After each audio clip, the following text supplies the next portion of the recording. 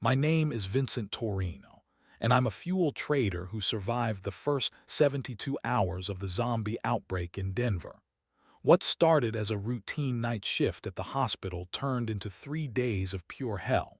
I watched civilization collapse, made impossible choices, and learned that my fuel connections were the only thing keeping me alive. Before we start the video, let us know what country you are tuning in from in the comments section below. Perhaps we will make a story there.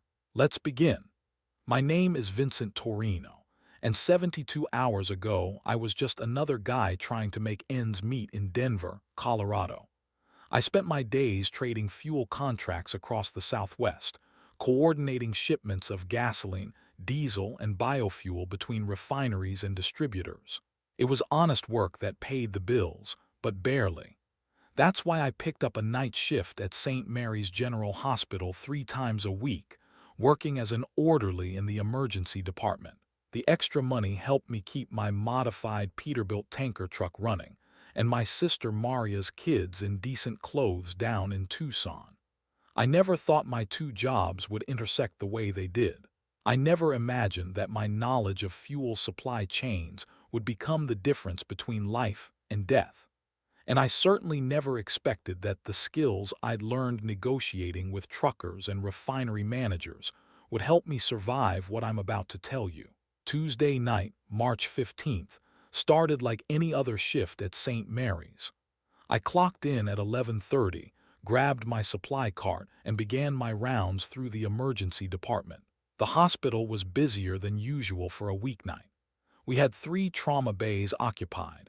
The waiting room was packed with the usual mix of sick kids and worried parents, and the nursing staff looked more frazzled than normal. What I didn't know then was that earlier that afternoon, our regular blood supplier had called with an emergency.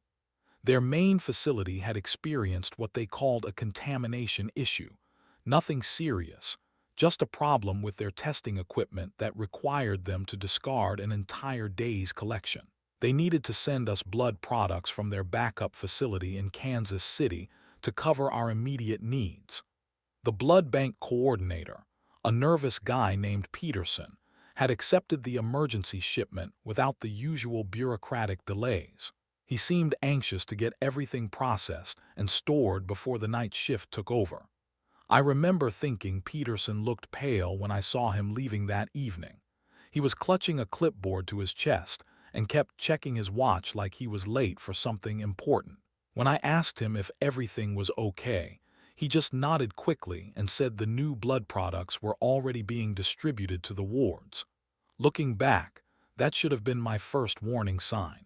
Peterson never left work early, and he definitely never rushed through quality control procedures. By midnight, I was restocking supplies in Trauma Bay 2 when I heard the first commotion. It was coming from the medical ward upstairs, where they kept patients for longer observation periods. The elevator chimed repeatedly, and I could hear security guards talking in hushed, urgent tones as they headed toward the stairwell. In a hospital, you learn to read the difference between normal emergencies and the kind that make experienced staff nervous. This was definitely the latter. I continued my work, loading fresh gauze and antiseptic into the supply cabinets while keeping one ear tuned to the radio chatter from the security desk. The guards were being called to multiple rooms on the 4th floor, which housed our medical observation unit. Room 414, 416, 421, 423. All of them were patients who had received blood transfusions in the past 12 hours. The pattern should have been obvious, but at the time, I was more focused on finishing my shift and getting home to catch a few hours of sleep before my morning fuel contracts needed attention. Around 12:30, I decided to take my break in the staff lounge. The vending machines were located on the 4th floor, and I figured I could grab a coffee and maybe get a better sense of what was happening up there. The elevator ride felt longer than usual, and when the doors opened, I immediately noticed how quiet the floor had become. The usual sounds of medical equipment beeping and nurses chatting at their station were replaced by an uncomfortable silence that made my skin crawl. The nursing station was empty except for one woman I didn't recognize sitting behind the desk. She was staring at a bank of monitors showing patient rooms, but she wasn't really watching them. Her eyes had that unfocused look people get when they're processing something they can't quite understand. When I approached and asked if everything was all right, she turned toward me with an expression I'll never forget. Pure, undiluted fear. She told me her name was Sandra, and she'd been working the night shift on this floor for 6 months. In all that time, she'd never seen anything like what was happening in the rooms with transfusion patients. They'd started showing symptoms around 10 o'clock, just agitation and restlessness at first. Then the symptoms progressed to violent outbursts and attempts to bite staff members. 3 patients had already been sedated, but the sedatives weren't working the way they should. If anything, the medication seemed to make the aggressive behavior worse. Sandra explained that Dr. Martinez, the attending physician, had called for psychiatric consultations on all the affected patients, thinking they might be experiencing some kind of shared psychotic episode. But the psychiatrist had taken one look at the first patient and immediately called for infectious disease specialists. Now they were waiting for a team from the Centers for Disease Control to arrive, but the earliest they could get here was tomorrow afternoon. I asked Sandra which rooms were affected, and when she rattled off the numbers, I realized they were all the same room security had been called to earlier. More concerning was the fact that these were all patients who had received the emergency blood products from Kansas City. I'd spent enough time working in supply chain management to recognize a contamination pattern when I saw one. Whatever was wrong with these patients, it had come from that backup blood facility. The coffee machine on the 4th floor was broken, so I decided to head back downstairs and grab something from the cafeteria instead. As I waited for the elevator, I heard a sound that made my blood run cold. It was screaming, but not the kind of pain-based screaming you hear in hospital trauma units. This was different, raw, animalistic, filled with a rage that sounded barely human. The sound was coming from room 414, the same room Sandra had mentioned as having one of the most severely affected patients. The elevator doors opened just as the screaming stopped. In the sudden silence that followed, I could hear Sandra calling for security again, her voice higher and more panicked than before. I should have gotten on that elevator and gone back to my regular duties. I should have minded my own business and focused on finishing my shift. Instead, I found myself walking toward room 414, drawn by a curiosity that I now know almost got me killed.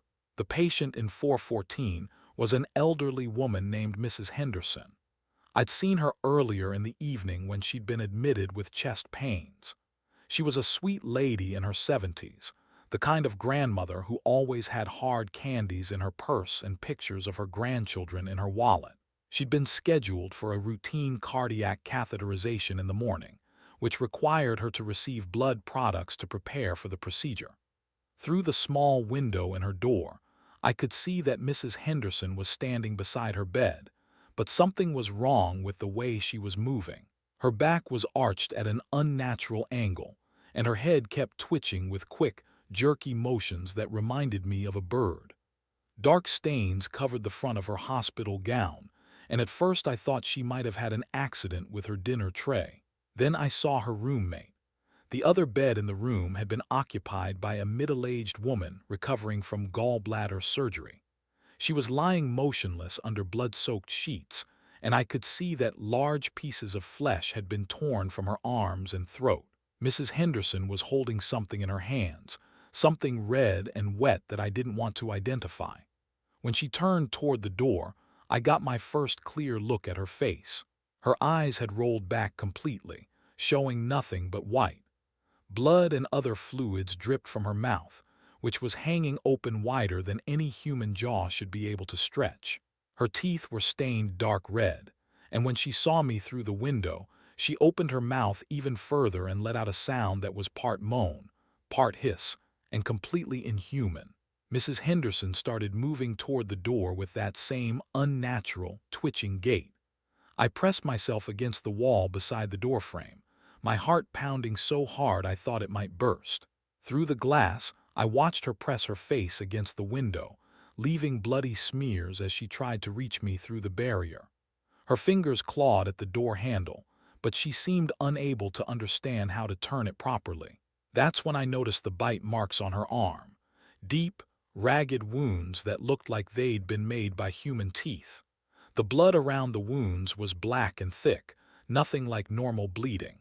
Whatever had happened to Mrs. Henderson, it had started with someone or something biting her. I backed away from the door and nearly ran into Sandra, who had come looking for me. When she saw Mrs. Henderson through the window, she grabbed my arm and pulled me toward the nursing station. She told me that 3 more patients were showing similar symptoms, and that Dr. Martinez had ordered the entire floor to be sealed off until the infectious disease team could arrive. But the sealing wasn't going according to plan. The security guards who had responded to the initial calls were now barricaded in the break room at the end of the hall.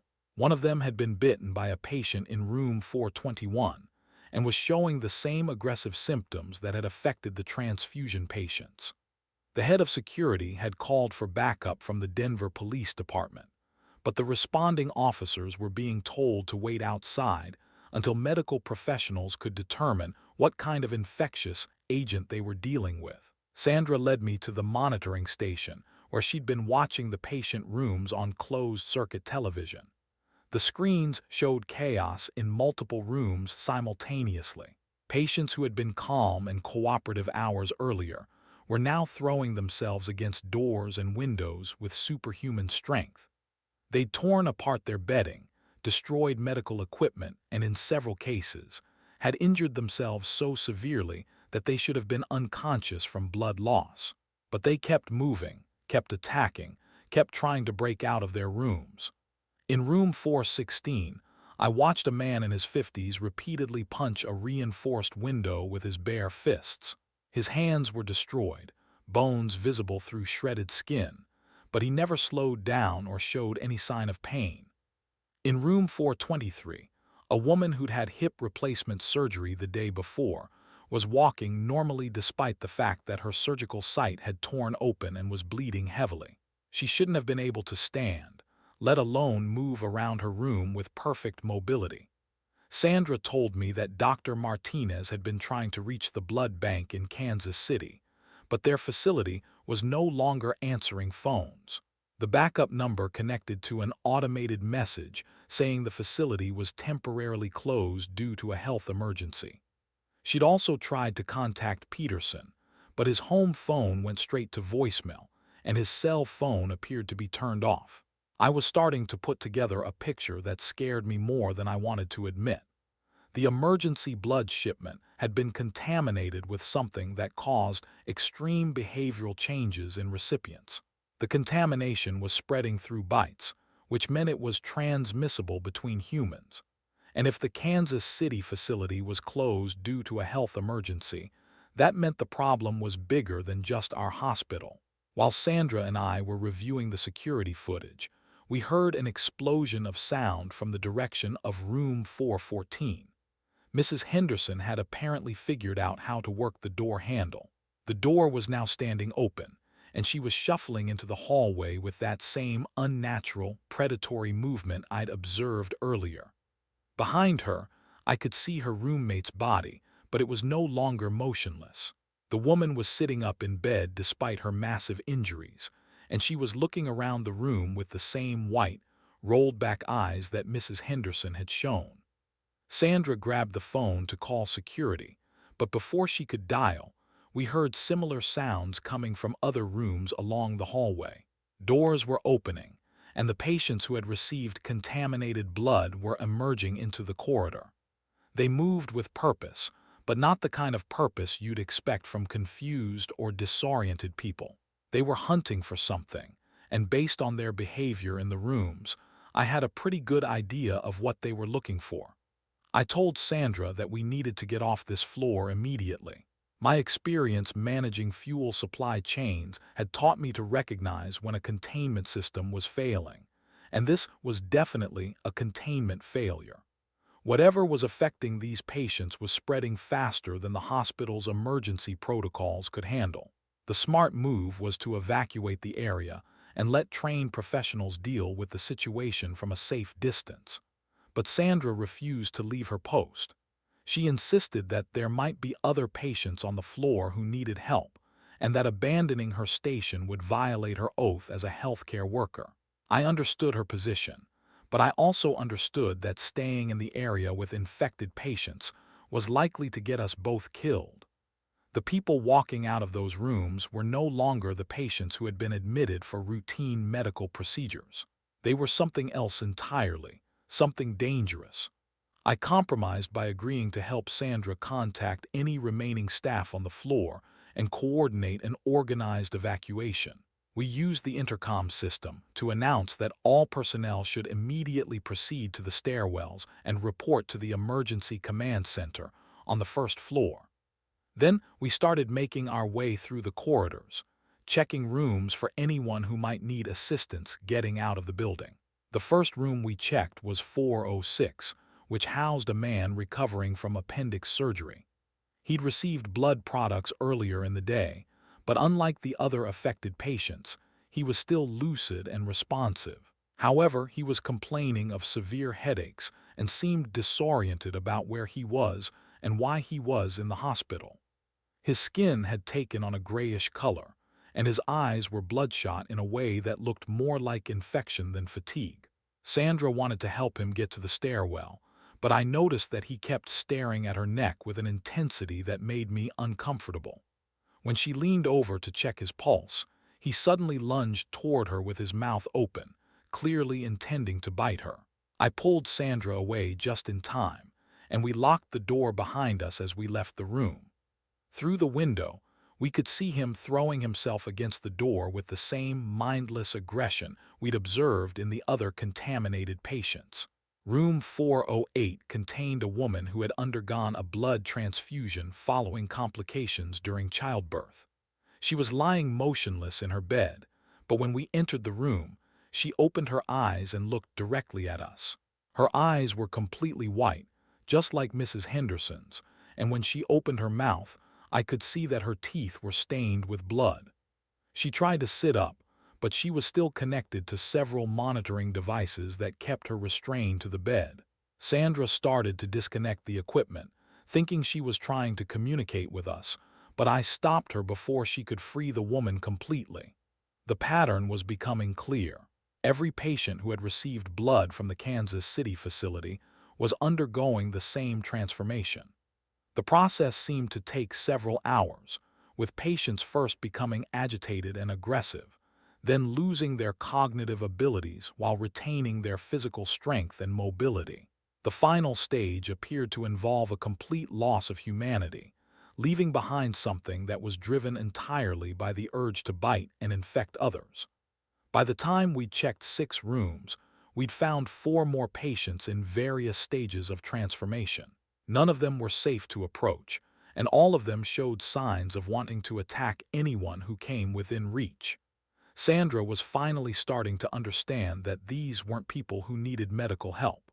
They were something else, something that posed a direct threat to anyone who stayed on the floor. We made it to the stairwell just as the lights went out in the corridor behind us.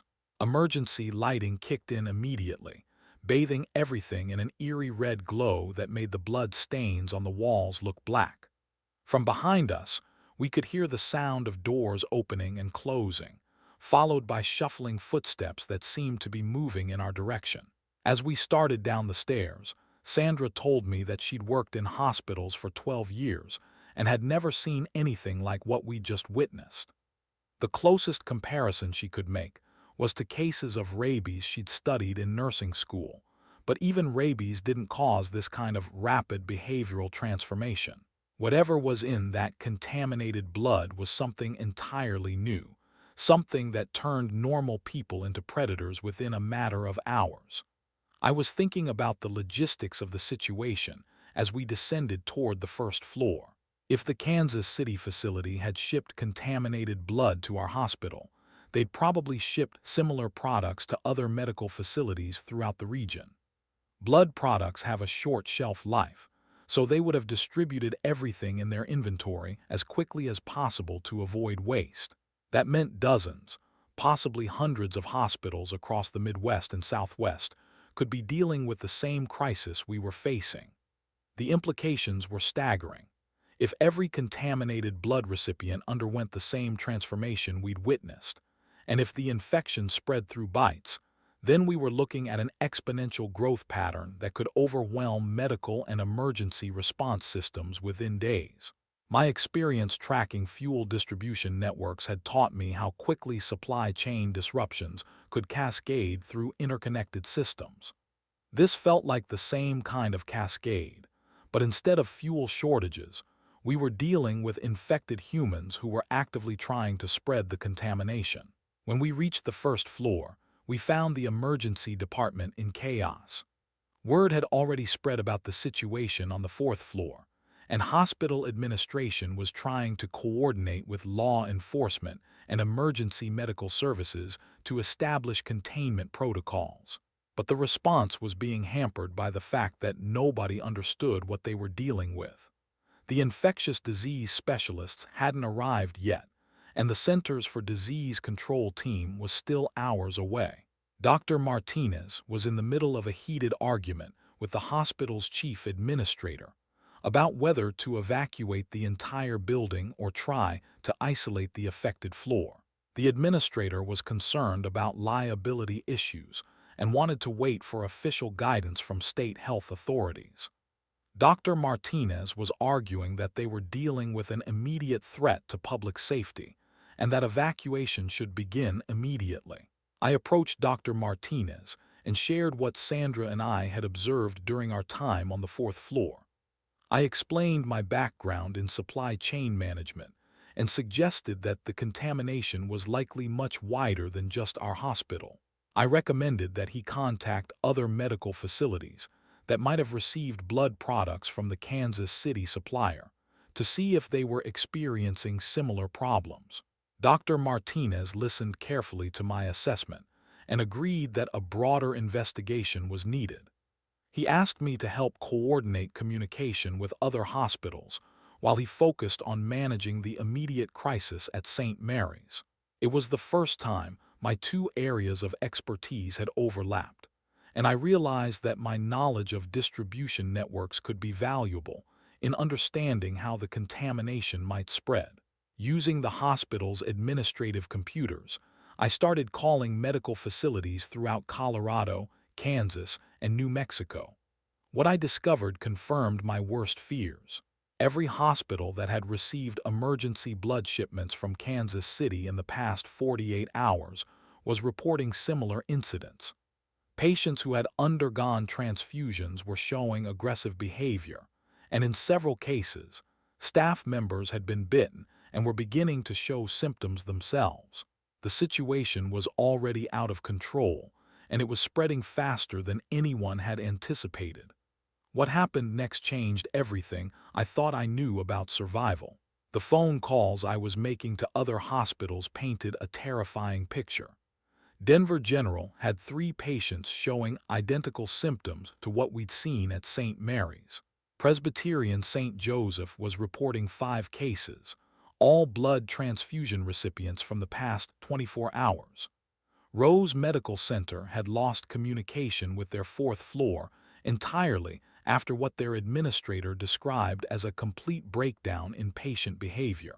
But it was the call to Memorial Hospital that really drove home how bad things were getting. The person who answered the phone wasn't hospital staff. It was a Denver police sergeant who told me that Memorial was under lockdown after what he called a riot in their intensive care unit. When I pressed him for details, he explained that patients had attacked staff members, and several officers had been injured trying to restore order. The hospital had requested military assistance, but the National Guard was already responding to similar incidents at medical facilities across the state. Dr. Martinez was standing beside me as I made these calls, and I could see his face growing paler with each conversation. When I hung up after talking to the police sergeant, he asked me what my professional assessment was based on my experience with supply chain disruptions. I told him the truth. We were looking at a complete systemic failure that would overwhelm emergency response capabilities within hours, not days. That's when the lights went out. Not just the regular lighting, but everything. The entire hospital went dark except for the battery-powered emergency systems that cast everything in that same red glow I'd seen upstairs. The backup generators should have kicked in immediately, but instead we heard them trying to start and failing repeatedly. Someone had either sabotaged the power systems or the electrical grid serving our area had been shut down deliberately. In the darkness, we started hearing new sounds from throughout the hospital. Doors slamming, glass breaking, and worst of all, screaming that was coming from multiple floors simultaneously. The infection wasn't limited to the fourth floor anymore. Either it had spread to other areas, or we'd been wrong about which patients had received the contaminated blood products. Sandra grabbed my arm and told me that she knew a way out of the building that didn't require using the main exits. During her 6 months working night shifts, she'd learned about the service corridors that connected different sections of the hospital. These passages were originally designed for moving supplies and equipment without disrupting patient areas, but they also provided access to the parking garage and loading docks. Dr. Martinez decided to come with us, along with 2 other staff members who had been helping coordinate the emergency response. Our plan was simple: get to the parking garage, find our vehicles, and drive to the nearest functioning hospital to report what we'd witnessed. From there, we could contact state and federal authorities with detailed information about the contamination pattern and help coordinate a proper response. The service corridors were darker than the main hospital areas because they didn't have emergency lighting systems. Sandra led the way using the flashlight from her phone, while the rest of us stayed close behind her. The passages were narrow and filled with supply carts, cleaning equipment, and mechanical systems that created plenty of places for someone to hide. About halfway through our journey, we heard footsteps behind us. Not the shuffling, uncoordinated movement of the infected patients, but the deliberate footsteps of someone trying to catch up with our group. Dr. Martinez called out, asking if anyone needed help, but instead of a response, we heard that same animalistic moaning sound that Mrs. Henderson had made. Sandra picked up the pace, and we moved through the corridors as quickly as we could without making too much noise. But the footsteps behind us were getting closer, and soon we could hear that there was more than one person following us. The infected patients had somehow found their way into the service areas, and they were tracking us through the darkness. We reached a junction where the corridor split in 3 directions. Sandra wasn't sure which path led to the parking garage, so we had to stop and try to orient ourselves using the building schematics posted on the wall. While we were trying to figure out our location, the sounds behind us got close enough that we could hear breathing and what sounded like sniffing, as if whatever was following us was trying to track our scent. Dr. Martinez made the decision to split up. He and one of the other staff members would take the left corridor and try to create a distraction that would draw the infected away from our group. Sandra and I would take the right corridor and continue toward the parking garage. If we made it to safety, we were supposed to contact emergency services and report the location of anyone who didn't make it out. I didn't like the plan because it reminded me too much of the supply chain principle that single points of failure create system-wide vulnerabilities. But we didn't have time to debate alternatives, and Dr. Martinez was determined to give the rest of us the best chance of escaping. He handed me his car keys and told me that his vehicle was parked in space 47 of the employee parking area. Sandra and I took the right corridor while Dr. Martinez and his companion went left. For a few minutes, we could hear them moving through the parallel passage, but then their sounds faded and we were alone in the darkness.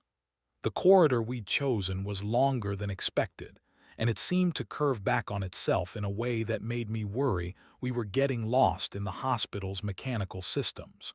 After what felt like 20 minutes of walking, we found a door marked with an exit sign. Sandra tried the handle, but it was locked from the other side. We could hear sounds coming from beyond the door, voices and movement that suggested there were people in the area. But we couldn't tell if they were hospital staff, emergency responders, or infected patients. I used my experience with building logistics to assess our situation. We were probably in the basement level of the hospital, somewhere near the loading dock area. The locked door likely led to a service area that would be staffed even during night shifts. If we could get someone's attention without alerting any infected who might be in the area, we might be able to get help reaching the parking garage. Sandra knocked on the door using a pattern she'd learned during her nursing training. 3 quick knocks followed by 2 slower ones. It was a signal that medical staff used to identify themselves during emergency situations. We waited for a response, and after a few seconds, we heard someone approach the door from the other side. A voice asked who we were and what we wanted. Sandra identified herself as a nurse from the 4th floor and explained that we were trying to reach the parking garage. The voice belonged to a security guard named Johnson, who told us that the hospital was under lockdown and that all personnel were supposed to report to designated safe areas on the 1st floor. When Sandra explained what we'd witnessed on the 4th floor, Johnson initially didn't believe us. He'd been stationed in the basement security office and hadn't seen the infected patients directly. But when she described the symptoms and behavior patterns we'd observed, his tone changed. He told us that he'd been getting radio reports about violent incidents throughout the hospital, and that several security guards had requested medical assistance after being injured by patients. Johnson unlocked the door and led us into the security office. The room was small and filled with monitoring equipment that showed feeds from cameras throughout the hospital. Most of the screens were dark due to the power failure, but a few were still operating on backup power. What we could see on those screens confirmed that the situation had deteriorated significantly since we'd left the 4th floor. The main lobby was filled with people, but they weren't moving like normal evacuees. They were standing motionless or wandering aimlessly with the same unnatural gait we'd seen in the infected patients upstairs. The emergency department, where I'd been working just hours earlier, was completely empty except for overturned equipment and what looked like bloodstains on the floor. Johnson told us that radio communication with the outside had been intermittent, but the last message he'd received indicated that similar incidents were being reported at hospitals throughout the Denver metropolitan area. The National Guard had been activated, but they were being overwhelmed by the number of facilities requesting assistance. Military units were focusing on establishing perimeters around the most affected areas rather than trying to rescue individual survivors. That's when I realized that my truck in the employee parking lot might be our only reliable way out of the area.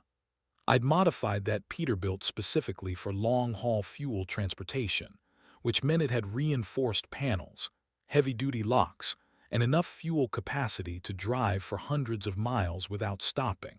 More importantly, I knew every back road and alternative route between Denver and the Southwest because of my work coordinating fuel deliveries. I explained my background to Johnson and suggested that we try to reach the parking garage together. With his knowledge of the hospital's security systems and my vehicle, we might be able to evacuate safely and report our observations to authorities outside the immediate crisis zone. Sandra agreed with the plan, but Johnson was reluctant to abandon his post without direct orders from his supervisors. While we were discussing our options, the lights in the security office started flickering, and we could hear the backup generators struggling to maintain power.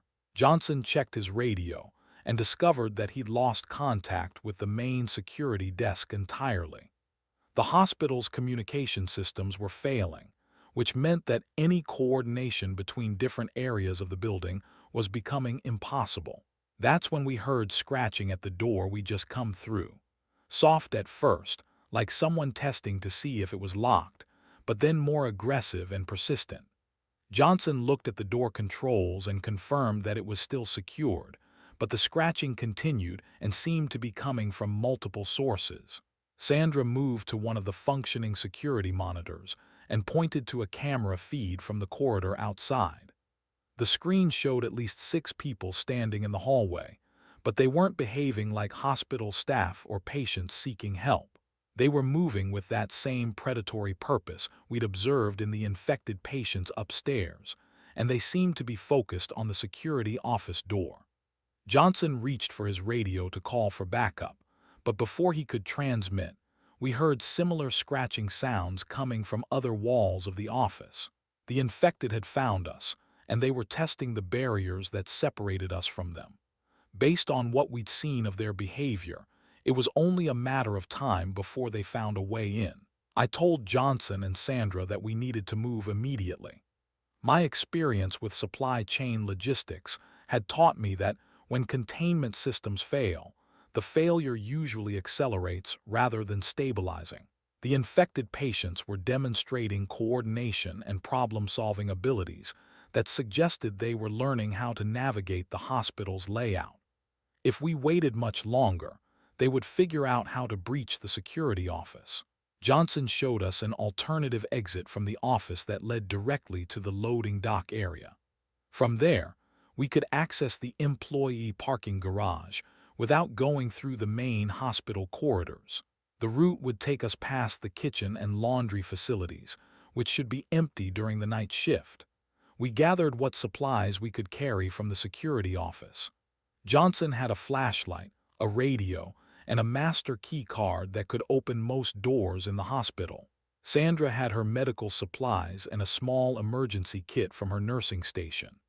I had Dr. Martinez's car keys and my own keys to the Peterbilt, along with my wallet, which contained contact information for fuel suppliers throughout the Southwest. The loading dock area was larger than I'd expected, with multiple bays for different types of deliveries. Most of the overhead doors were closed, but one was partially open, revealing the employee parking lot beyond. We could see several vehicles in the lot, including what looked like Dr. Martinez's sedan in Space 47, and my truck in the area reserved for larger vehicles. But we could also see people moving between the cars.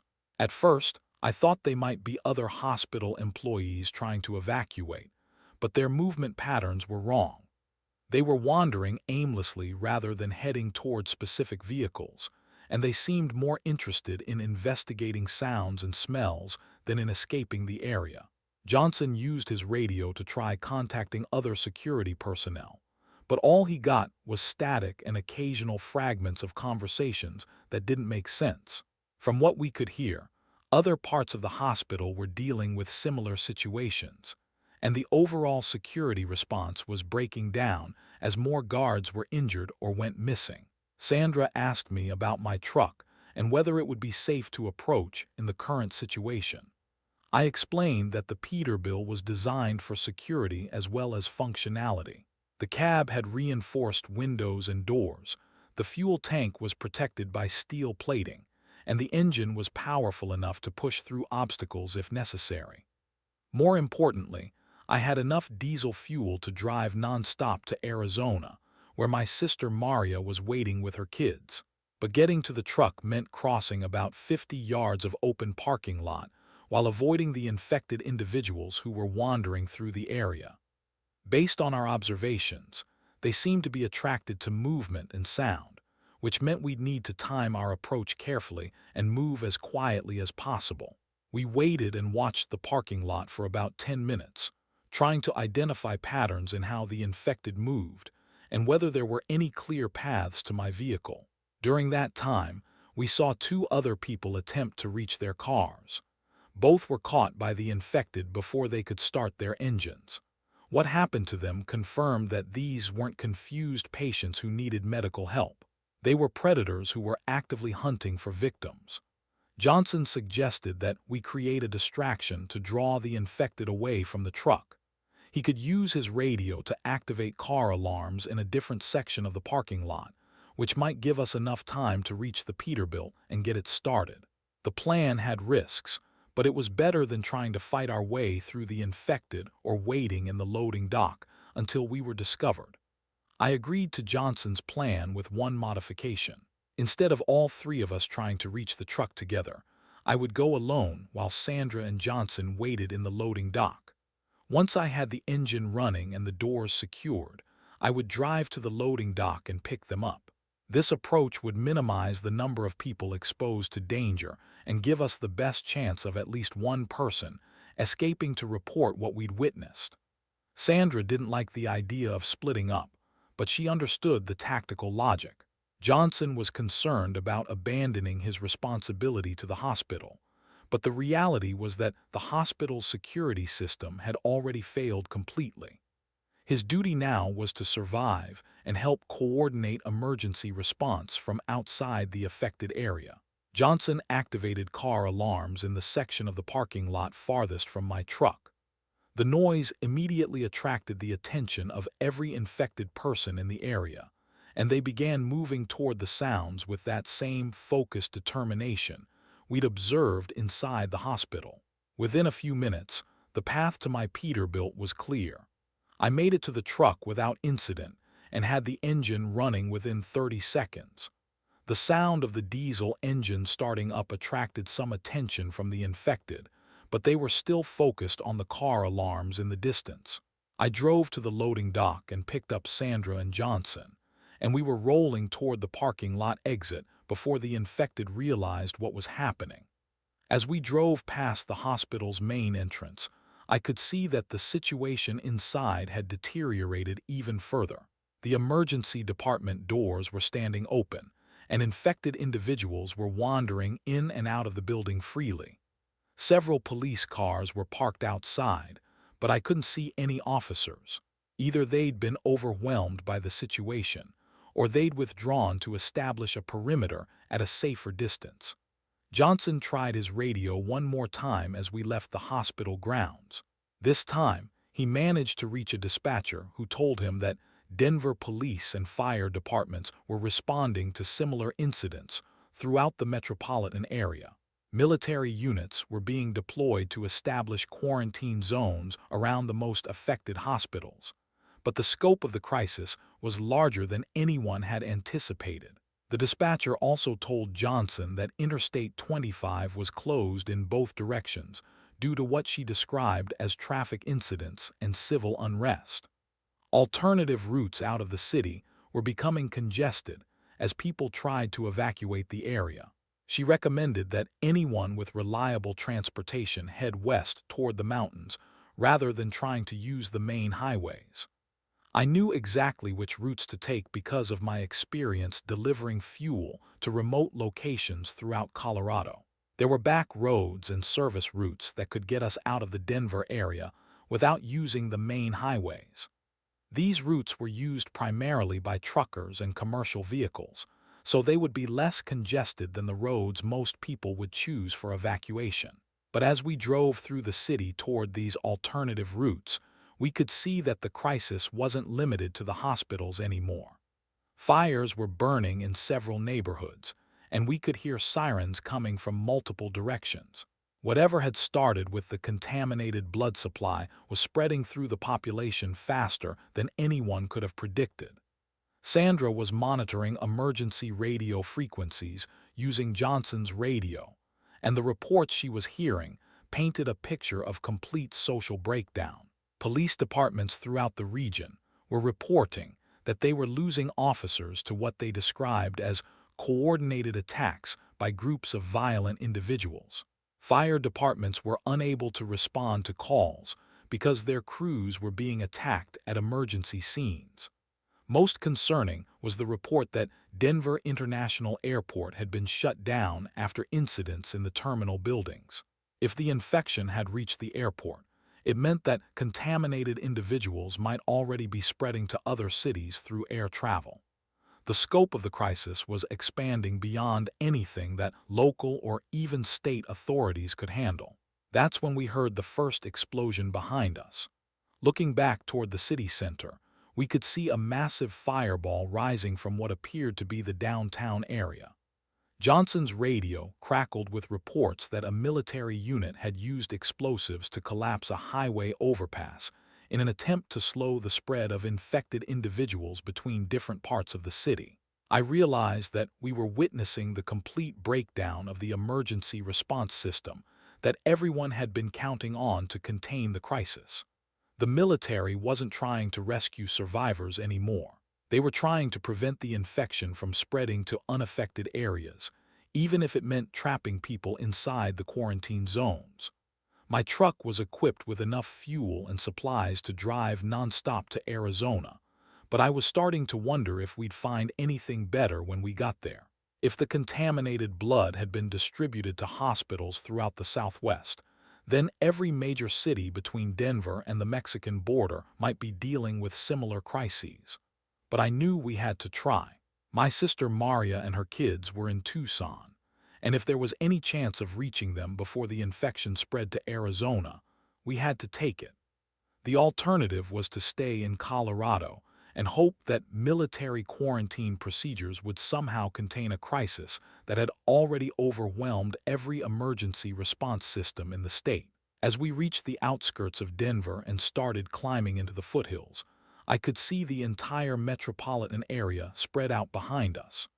Fires were burning throughout the city, and the normal pattern of street lights had been replaced by the chaotic flashing of emergency vehicles and the steady glow of buildings that were completely dark. Johnson was still trying to maintain radio contact with his headquarters, but the responses he was getting were becoming more fragmentary and desperate. The last clear message he received was an order for all security personnel to evacuate their positions and report to a staging area outside the city. But when he asked for the location of the staging area, he got no response. Sandra had been quiet during most of our drive out of the city, but as we climbed higher into the mountains, she told me that she was starting to understand the full scope of what we'd witnessed. The infected patients hadn't just lost their cognitive abilities. They'd been transformed into something that was specifically designed to spread the infection as efficiently as possible. Their behavior patterns, their focus on biting victims, their apparent immunity to pain and injury, all of these characteristics suggested that whatever was in the contaminated blood was more than just a disease. I was thinking the same thing. My experience with supply chain management had taught me to look for intentional patterns in what appeared to be random disruptions. The simultaneous failure of multiple hospitals, the targeting of blood supplies, the rapid breakdown of emergency response systems, all of these factors suggested that we were dealing with something that had been planned rather than accidental. But if this was an intentional attack, then the people responsible had access to sophisticated biological weapons and detailed knowledge of medical supply chains. They'd also demonstrated the ability to coordinate simultaneous strikes across multiple states. The implications were terrifying, because it meant that traditional emergency response procedures would be useless against an enemy that understood how to exploit the vulnerabilities in our healthcare and security systems. As we crested the first mountain pass and started our descent toward the western slope of Colorado, I knew we had maybe 6 hours before they found us. The mountain roads gave us our first real chance to assess what we were dealing with and plan our next moves. Johnson had managed to establish intermittent radio contact with emergency services on the western slope, and what we learned confirmed our worst fears about the scope of the crisis. Grand Junction was reporting similar incidents at their main hospital. Colorado Springs had gone completely dark after their military installations stopped responding to communication attempts. Even smaller towns with rural hospitals were experiencing what authorities were calling coordinated attacks by violent groups. Sandra was monitoring medical emergency frequencies, and the reports she intercepted painted a picture of healthcare system collapse across the entire region. Ambulance crews were refusing to respond to calls in affected areas. Emergency rooms that hadn't been directly impacted by contaminated blood were being overwhelmed by refugees from affected cities. Medical personnel were abandoning their posts rather than risk exposure to whatever was transforming patients into predators. I was using my knowledge of fuel distribution networks to piece together how quickly the crisis might spread. The Kansas City blood facility that had supplied the contaminated products served medical centers throughout a 12-state region. If every facility that received emergency shipments in the past 48 hours was experiencing similar outbreaks, then we were looking at simultaneous crises in every major population center between the Mississippi River and the Rocky Mountains. But what concerned me most was the pattern of infrastructure failures we'd witnessed. The power grid serving St. Mary's Hospital had been deliberately shut down. The highway system was being disrupted by military units that seemed more focused on containment than rescue. Communication networks were failing in ways that suggested coordinated interference rather than random overload. My experience managing supply chains had taught me that this level of systematic disruption required detailed advanced planning and access to critical infrastructure systems. Whoever was responsible for the contaminated blood supply also had the capability to disrupt power, communications, and transportation networks simultaneously. This wasn't a terrorist attack or an accidental contamination. It was a carefully orchestrated assault on the entire regional infrastructure. As we descended toward the Western Slope communities, I started sharing my assessment with Sandra and Johnson. I explained that traditional emergency response procedures assumed that help would be available from unaffected areas. But in this situation, there might not be any unaffected areas. Every major city in our region was probably dealing with identical crises, which meant that federal emergency management resources would be stretched beyond their capacity. Johnson disagreed with my analysis at first. He'd worked in law enforcement and hospital security for 15 years, and he believed that the military and federal agencies had contingency plans for exactly this type of large-scale emergency. But as we continued listening to radio traffic, it became clear that those contingency plans weren't working.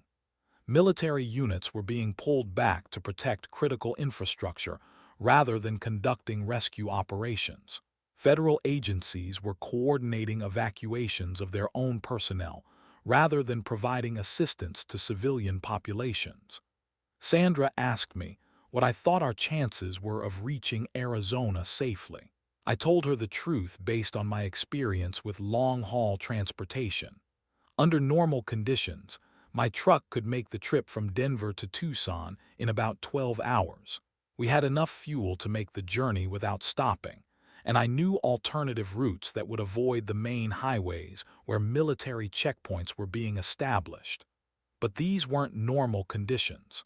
If the infection was spreading through other major cities along our route, we might encounter roadblocks, refugee populations, or areas where local authorities had lost control completely.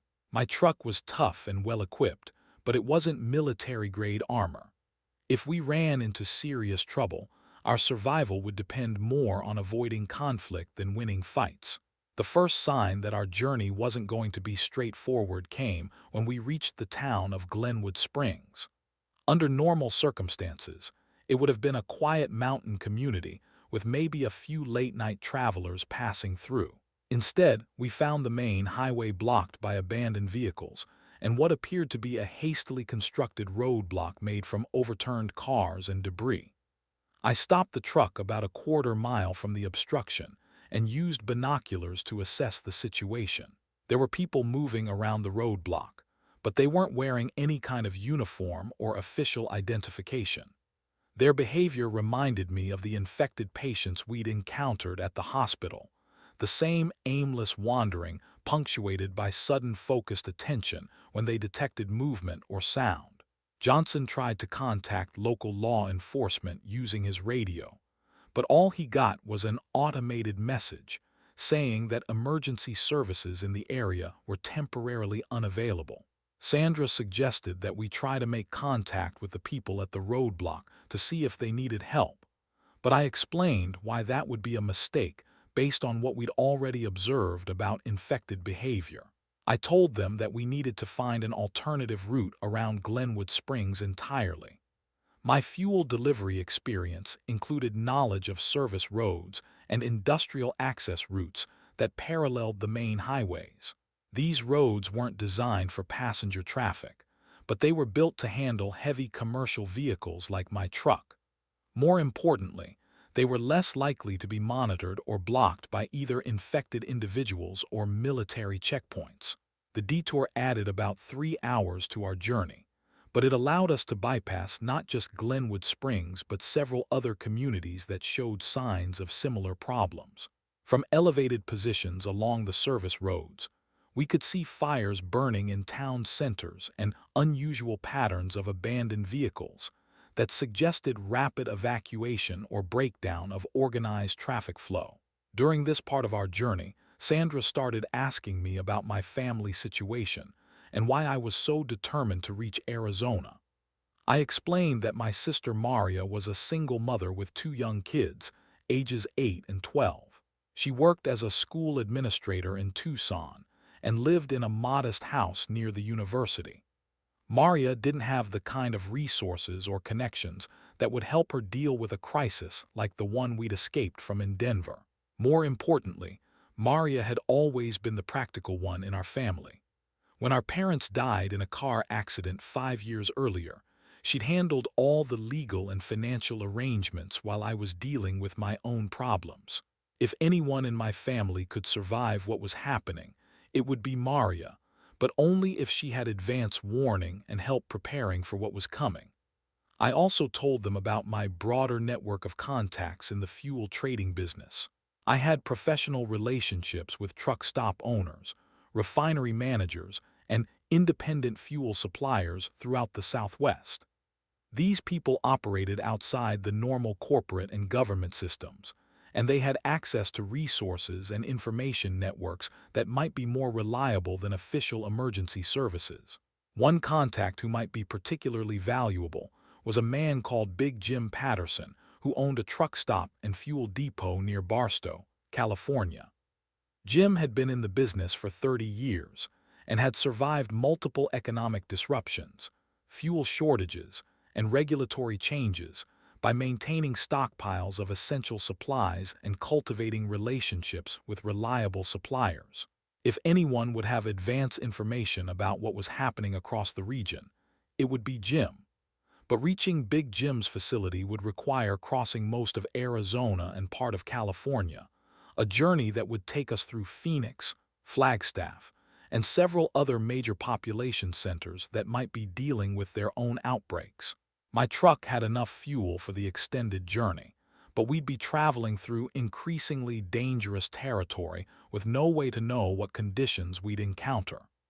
Johnson suggested that we try to reach a military installation where we could report what we'd witnessed and get official assistance for the rest of our journey.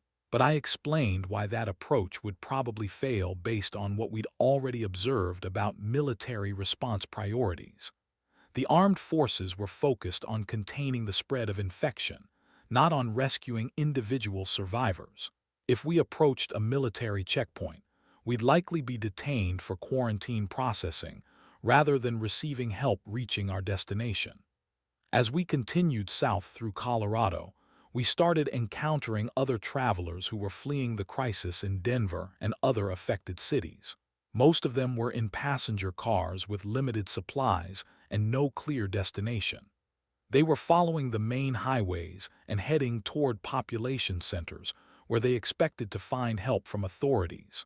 I made the decision not to stop and offer assistance to other refugees, despite Sandra's arguments that we had a moral obligation to help people who were obviously in distress. My reasoning was based on resource management principles I'd learned in the fuel trading business. Our truck had limited space and supplies, and taking on additional passengers would reduce our chances of reaching Arizona successfully. More importantly, many of the refugees we encountered were making decisions that would put them in greater danger.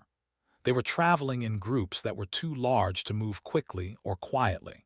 They were following predictable routes that would lead them directly into areas where authorities had lost control. They were consuming their limited supplies too quickly and had no backup plans for obtaining fuel, food, or shelter during extended travel. Sandra disagreed with my assessment and accused me of being callous toward people who needed help. But Johnson supported my position based on his experience with emergency response procedures. He explained that in large-scale crisis situations, the most effective survival strategy is often to focus on reaching safety, rather than attempting rescue operations that exceed your capabilities and resources. The debate about helping other refugees became more intense when we encountered a family with young children whose car had broken down beside the highway. The father was trying to repair what appeared to be an overheated engine, while his wife and two small kids waited in temperatures that were dropping rapidly as night approached. Sandra demanded that we stop and offer assistance, arguing that leaving children in danger violated basic human decency. Johnson was more conflicted, but agreed that we should at least assess whether we could help without compromising our own safety. I understood their position, but I also knew that stopping would create risks for everyone involved. My truck had enough space to carry additional passengers, but it would mean reducing our fuel efficiency and increasing our visibility to anyone monitoring traffic on the back roads we were using. The family's vehicle breakdown might be genuine, or it might be a setup designed to stop and rob travelers who appeared to have valuable resources. Even if their situation was legitimate, helping them would mean taking responsibility for their safety during the remainder of our journey. I compromised by agreeing to stop long enough to assess the situation and provide basic assistance if possible. We pulled over about 50 yards from the stranded family, and I approached on foot while Sandra and Johnson remained with the truck. The father appeared to be genuinely working on engine problems, and his wife and children seemed frightened but not hostile. The man introduced himself as Dave and explained that they were trying to reach relatives in Phoenix after fleeing from Colorado Springs when their hospital was evacuated due to what he described as a violent outbreak among patients. His story matched what we'd experienced at St. Mary's, which suggested that he was telling the truth about his situation and destination. Dave's car had developed cooling system problems during their climb through the mountains, and he didn't have the tools or expertise needed for repairs. His family had limited supplies and no alternative transportation options. Without help, they would be stranded in an area where temperatures could drop below freezing during the night. I made the decision to take Dave's family with us, but with conditions that were designed to protect everyone's safety. They could bring only essential personal items and one small bag of supplies. Dave would ride in the passenger compartment with me, so we could coordinate navigation and communication. His wife and children would travel in the sleeper compartment behind the driver's seat. More importantly, I explained that I was in charge of all decisions related to route selection, stops, and interactions with other travelers or authorities. My experience with long-haul transportation and knowledge of regional fuel networks made me the most qualified person to manage our journey safely. If anyone disagreed with my decisions or compromised our security, they would be asked to leave the group immediately. Dave agreed to my conditions, and we transferred his family to the truck within 10 minutes. Sandra helped settle the children in the sleeper compartment, while Johnson assisted Dave with gathering their essential supplies. I used the time to check our fuel levels and plan the next section of our route using maps that showed alternative roads through the mountains. Adding 4 more people to our group changed the dynamics significantly. The children were scared and confused by their situation, which created additional stress for everyone. Dave's wife, whose name was Jennifer, was dealing with anxiety about leaving their home and possessions behind. Dave himself was struggling with the reality that their previous plans for dealing with emergencies had been completely inadequate for the crisis they were facing. But having additional people also provided some advantages. Dave had been monitoring emergency radio frequencies during their evacuation from Colorado Springs, and he'd gathered information about conditions in other parts of the region that helped me refine our route planning. Jennifer had medical training as a nurse practitioner, which complemented Sandra's hospital experience and gave us better capability for dealing with injuries or health problems during our journey. Most importantly, Dave confirmed what I'd suspected about the systematic nature of the crisis we were dealing with. The outbreak in Colorado Springs had started at the main hospital after emergency blood shipments arrived from the same Kansas City facility that had supplied St. Mary's.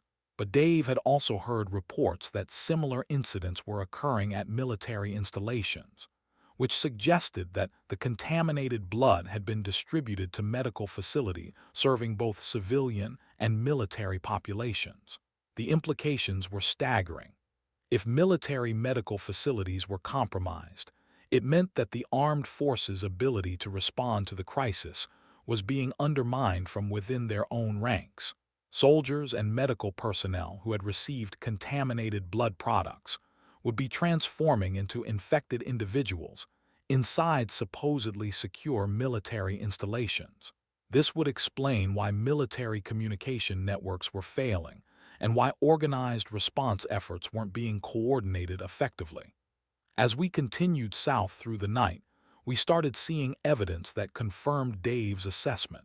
Military convoys that should have been moving toward crisis areas were instead heading away from population centers. Aircraft that should have been conducting rescue or reconnaissance missions were instead flying patrol patterns that suggested defensive rather than offensive operations. The pattern reminded me of supply chain disruptions I'd seen in the fuel industry when critical infrastructure was deliberately sabotaged. The attackers weren't just trying to cause random damage. They were targeting the specific systems and resources that emergency responders would need to coordinate an effective response. By compromising both civilian and military medical facilities simultaneously, they'd created a situation where normal crisis management procedures would actually make the problem worse. Around 3 o'clock in the morning, we reached the area where we'd need to decide whether to continue toward Arizona or try to find a safe location to wait for organized government response. Johnson had been monitoring military radio frequencies, and the traffic he was hearing suggested that federal emergency management agencies were implementing what they called containment rather than rescue protocols. This meant that instead of trying to help people escape from affected areas, authorities were focusing on preventing the spread of infection to uncontaminated regions. Roadblocks were being established at state boundaries. Air traffic was being restricted to military and emergency services flights. Even communication networks were being monitored and limited to prevent panic and misinformation from spreading. I explained to everyone in the truck that we were approaching a point of no return. If we continued toward Arizona, we'd be committed to completing the journey without any possibility of turning back or receiving official assistance. If we decided to wait for government rescue operations, we'd need to find a secure location and hope that effective help would arrive before our supplies ran out or infected individuals found us. Dave wanted to continue toward Phoenix, where his relatives were waiting. Jennifer was concerned about the risks of traveling through areas that might be experiencing outbreaks similar to what we'd escaped from in Colorado. Sandra favored continuing the journey because she believed that staying mobile gave us better chances of avoiding large groups of infected individuals. Johnson was reluctant to abandon his law enforcement responsibilities, but acknowledged that there was no functioning authority structure for him to report to. I made the decision to continue toward Arizona, but with modifications to our original plan. Instead of heading directly to Phoenix, we'd take a more circuitous route through smaller communities where we'd be less likely to encounter large-scale outbreaks or military checkpoints. This approach would require more fuel and time, but it would also give us better opportunities to gather information about conditions ahead and change our plans if necessary. The modified route would take us through Moab, Utah, then south through the Navajo Nation toward Flagstaff before turning toward Phoenix and Tucson. The roads through this area were less developed than the main highways, but they served mining and energy operations that I was familiar with through my fuel trading work. More importantly, The population density was low enough that even a significant outbreak would be easier to detect and avoid. As we crossed into Utah, the radio traffic we were monitoring changed dramatically. Instead of the chaotic emergency communications we'd been hearing from Colorado, we started picking up organized military transmissions that suggested coordinated response operations. But the content of these transmissions was concerning because they focused on asset protection and strategic withdrawal rather than civilian assistance. We learned that major military installations throughout the region were implementing lockdown procedures and restricting access to essential personnel only. Civilian contractors and family members were being evacuated from base housing areas. Supply convoys were being rerouted to avoid population centers where outbreaks had been reported. Most concerning was the information that several Air Force bases had suspended normal operations after incidents involving medical personnel who had received contaminated blood products. If the military's medical system had been compromised to the extent that entire installations were being shut down, then the scope of the attack was even larger than we'd realized. Jennifer asked me what I thought our chances were of finding her relatives alive and uninfected when we reached Phoenix. I told her the truth based on the information we'd gathered during our journey. If Phoenix's hospitals had received emergency blood shipments from the Kansas City facility, then the city was probably experiencing outbreaks similar to what we'd seen in Denver. The larger population would mean more potential victims, but it would also mean more resources for emergency response. But I also explained that Phoenix's location in the desert Southwest made it particularly vulnerable to the kind of systematic infrastructure attacks we'd witnessed. The city depended on external sources for water, food, and fuel, all of which could be disrupted if transportation networks were compromised. If the attackers had planned their operation carefully, they would have targeted Phoenix's supply chains as well as its medical facilities. Dave asked me about my contacts in the fuel trading business and whether they might be able to provide assistance or information about conditions in Arizona. I told him about Big Jim Patterson and the truck stop complex near Barstow, but I also explained that reaching Jim's facility would require crossing the entire width of Arizona and part of California. More importantly, I wasn't certain that Jim's operation would still be functioning normally. The fuel industry was closely connected to transportation networks, communication systems, and financial institutions that were all being disrupted by the crisis. Even if Jim's physical facilities were intact, he might not have access to the resources and information networks that made his operation valuable during normal times. As dawn approached and we continued our journey through the Utah desert, I realized that we were facing a choice that would determine not just our immediate survival, but our long-term prospects in whatever world was emerging from the crisis we'd witnessed. We could continue trying to reach our original destinations and hope that we'd find the people and places we were looking for still intact.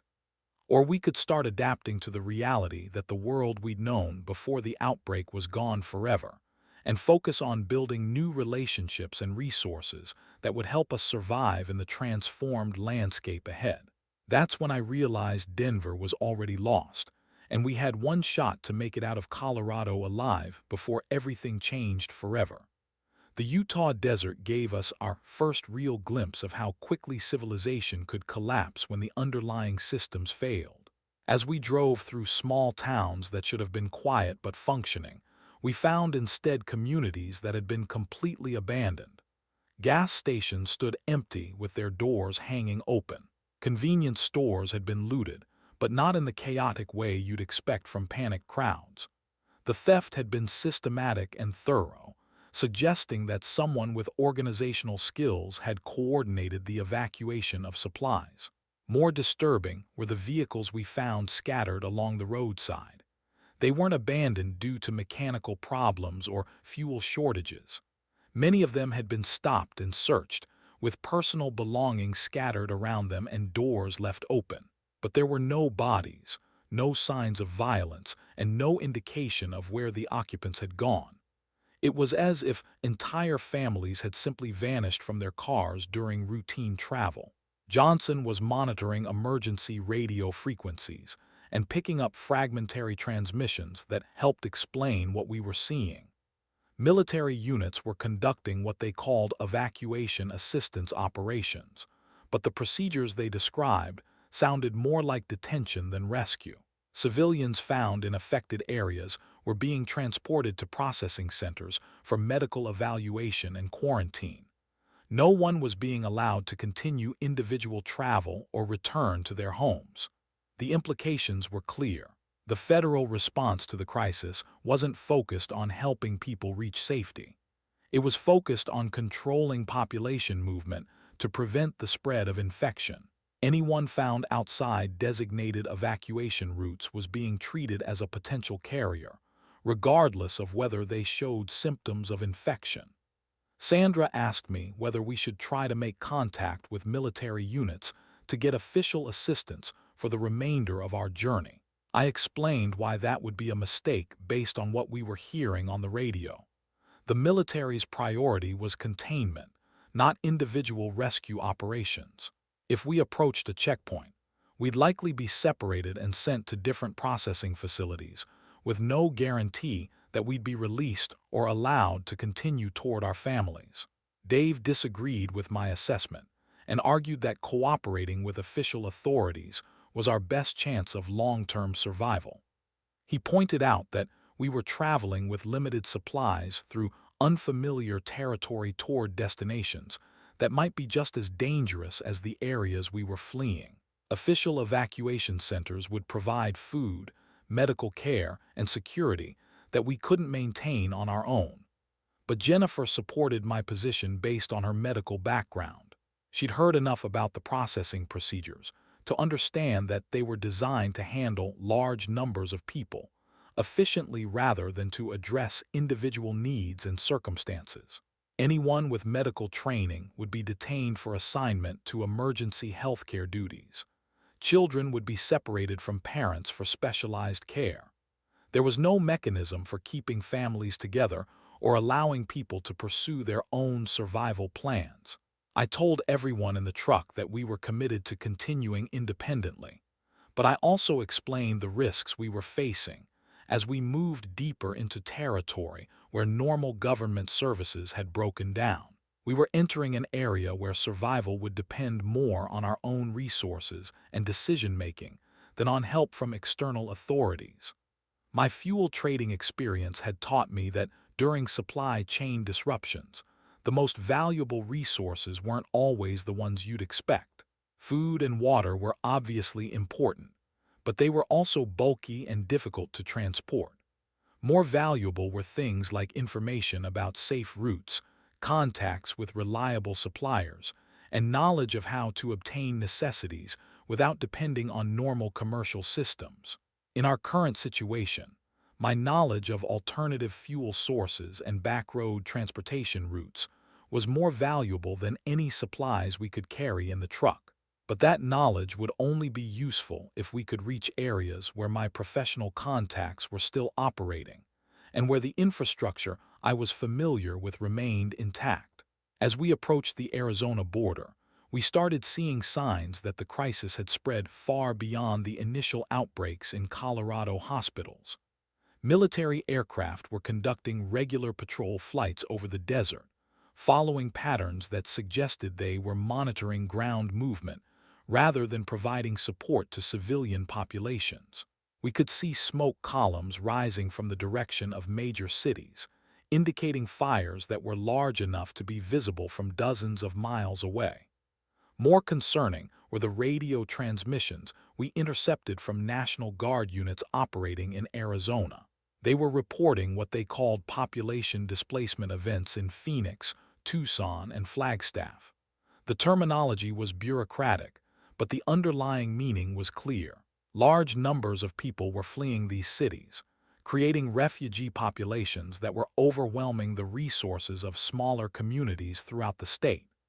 The National Guard units were being deployed not to assist these refugee populations, but to establish checkpoints and detention facilities to control their movement. Anyone attempting to travel between cities was being stopped and processed through temporary facilities that sounded more like internment camps than emergency shelters. I realized that our plan to reach Phoenix and Tucson was becoming increasingly unrealistic.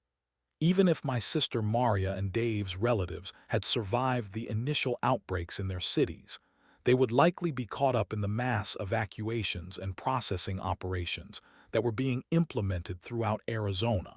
Finding specific individuals in that chaos would be nearly impossible, especially since we had no way to communicate with them directly. Johnson suggested that we modify our destination to focus on reaching areas that were less likely to be affected by large-scale population movements.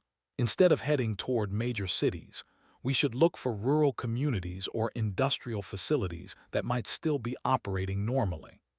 These locations would offer better opportunities to gather information, obtain supplies, and plan our next moves without being caught up in military processing operations. I agreed with Johnson's suggestion and started thinking about alternative destinations that would make sense given our resources and the evolving situation. My fuel trading network included contacts at mining operations, power plants, and transportation hubs throughout the Southwest. Many of these facilities were located in remote areas that would be less affected by urban outbreaks, and they employed people who were accustomed to dealing with supply chain disruptions and emergency situations. One possibility that seemed particularly promising was a fuel depot and truck stop complex near the Arizona-New Mexico border. The facility was owned by a man named Carlos Sandoval, who had been in the independent fuel trading business for over 20 years. Carlos operated outside the normal corporate supply chains and had built his business by serving customers that the major fuel companies ignored or couldn't reach efficiently. More importantly, Carlos had connections throughout the Southwest that included everything from legitimate trucking companies to operations that weren't always strictly legal. If anyone would have current information about conditions throughout the region, it would be Carlos. His facility was also designed to be self-sufficient during emergencies, with backup generators, fuel storage tanks, and living quarters for extended operations. But reaching Carlos's facility would require traveling through the Navajo Nation, an area that might have its own policies for dealing with outsiders during the current crisis. Tribal authorities had the legal right to control access to their territory, and they might have implemented their own quarantine or exclusion procedures that would prevent us from passing through. Dave asked me whether I had any contacts or experience with Native American communities that might help us navigate this potential obstacle. I explained that my fuel trading work had included some deliveries to facilities on reservation land, but these had been purely commercial relationships that might not translate into personal trust during a crisis situation. More importantly, tribal communities had often been among the first to implement isolation procedures during previous health emergencies, and they had the organizational structure and geographic advantages needed to enforce those procedures effectively. If tribal authorities had decided to seal their borders, we might not be able to cross their territory regardless of our intentions or destination. Jennifer suggested that we try to make radio contact with tribal authorities to explain our situation and request permission to transit their territory. But I pointed out that any radio communication would also be monitored by military units, which would reveal our location and travel plans to authorities who might try to intercept us for processing. As we continued south through Utah, we started encountering other travelers who were dealing with similar challenges. Most of them were refugees from Colorado cities who were trying to reach relatives or safe areas in other states. But unlike our group, most of these travelers were following main highways and weren't making any effort to avoid official checkpoints or military patrols. I made the decision to avoid contact with other refugee groups, despite arguments from Sandra and Jennifer that we should share information and possibly coordinate our travel for mutual safety. My reasoning was based on operational security principles I'd learned from my contacts in the fuel trading business, who sometimes dealt with politically sensitive shipments. Large groups of travelers were more visible to military patrols and more likely to be stopped for processing. They were also more difficult to manage during emergency situations and more likely to include individuals who might make poor decisions that would endanger everyone. Most importantly, other travelers might have different destinations and priorities that would conflict with our mission to reach Carlos's facility. But I also explained that avoiding other refugees was a matter of resource management. Our truck had limited carrying capacity, and we were already supporting 7 people with supplies that were originally intended for 3. Adding more passengers would require us to make more frequent stops for food and fuel, which would increase our exposure to military checkpoints and other risks. The moral implications of this decision were difficult for everyone to accept, especially Sandra and Jennifer, who had medical training that emphasized helping people in distress. But Johnson supported my position based on his law enforcement experience with emergency situations. He explained that during large-scale crises, the most effective survival strategy was often to focus on a specific, achievable objective rather than trying to help everyone you encountered. As we approached the area where we'd need to leave the main highway and start using back roads through the Navajo Nation, we encountered our first major test of these principles. We found a small convoy of vehicles that had been stopped at what appeared to be an improvised checkpoint. The checkpoint wasn't being operated by military or law enforcement personnel, but by a group of armed civilians who were checking identification and searching vehicles. From a distance, we could see that the civilian group was detaining some travelers while allowing others to pass. The criteria they were using weren't clear, but their procedures suggested that they were looking for specific types of people or supplies rather than conducting random searches. Johnson used binoculars to observe the checkpoint operation and reported that the armed civilians appeared to be well-organized and disciplined, rather than acting like a random group of bandits. They were wearing matching clothing that might have been improvised uniforms, and they were following systematic procedures for vehicle searches and documentation checks. Sandra asked whether we should approach the checkpoint to find out what they wanted and whether we could pass through safely. But I explained that any organized group that was operating an unauthorized checkpoint during a federal emergency was probably pursuing objectives that conflicted with official policy. Getting involved with them would likely create complications that we couldn't predict or control. Instead, I decided to use one of the alternative routes I'd identified during my fuel delivery work in the area. There was a mining access road that paralleled the main highway but passed through terrain that would be difficult to monitor or control with checkpoints. The road would add several hours to our journey and would require careful navigation, but it would allow us to bypass the checkpoint entirely. The mining road was rougher than I'd expected, with sections that had been damaged by recent weather and weren't well maintained. My truck handled the conditions without major problems, but the slow pace and difficult terrain were stressful for everyone, especially the children who were becoming car sick from the constant bouncing and swaying. Dave asked me whether I was confident that the mining road would actually connect to routes that would take us toward Carlos's facility. I admitted that I was working from memory and maps that might not reflect recent changes to the road system. But I also explained that the alternative was to return to the main highway and deal with checkpoints, military patrols, and other travelers who might create additional risks for our group. After several hours of slow progress through increasingly desolate terrain, we finally reached a junction where the mining road connected to a better-maintained route that headed south toward the Arizona border. The improved road surface was a relief for everyone, but it also meant that we were more likely to encounter other traffic and potential complications. As we crossed into Arizona, the radio traffic we were monitoring changed again. Instead of the organized military communications we'd been hearing from Utah, we started picking up fragmentary transmissions from multiple sources that suggested the situation in Arizona was more chaotic and less coordinated than what we'd experienced in Colorado and Utah.